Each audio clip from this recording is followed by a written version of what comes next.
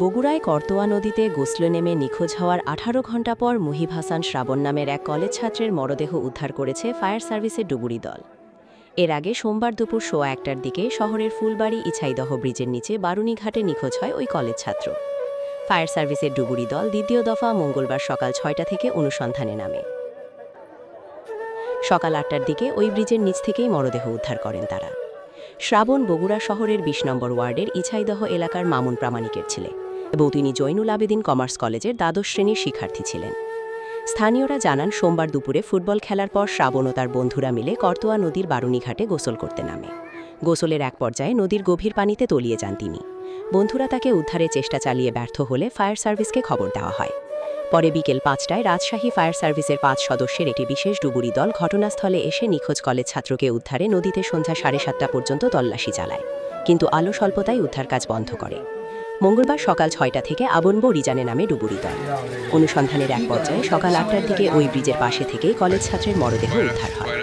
Bogura fire সার্ভিসের জানায়, তারা খবর পাওয়া পরপরই রাজশাহী বিশেষ ডুবুরি দলকে খবর দিয়ে নিজেরা ঘটনাস্থলে এসে উদ্ধার অভিযান শুরু করেন। আজকে সকাল ৮টায় গতকাল ডুবে যাওয়া যে ভিকটিম, তার ডেড বডিটা পাওয়া গেছে ব্রিজ থেকে আনুমানিক ৫০ থেকে ৬০ গজ দক্ষিণের দিকে।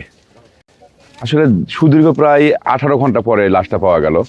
যদি বগুড়ায় এই রেস্কিউ টিমের সাথে যদি একটা সাঁতার ডুবারু দল থাকতো, তাহলে কিন্তু আসলে এই সমস্যাটা হতো না।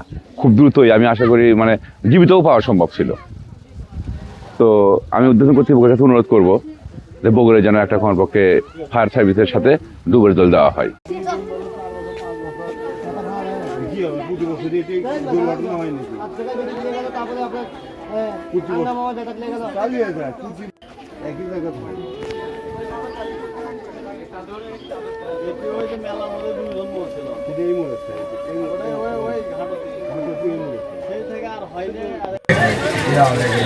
কি করে ওই তাদের সময়ই লাগে না, আমরা হাটে যাই 5 মিনিট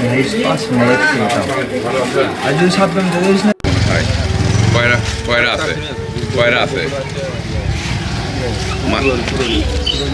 আচ্ছা, তো ইয়েছে দূরে যান।